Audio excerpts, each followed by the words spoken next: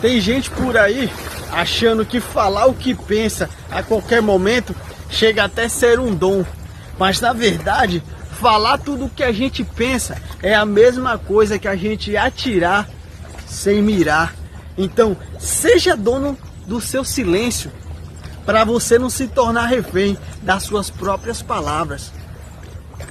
Pegue essa visão, viu, papai?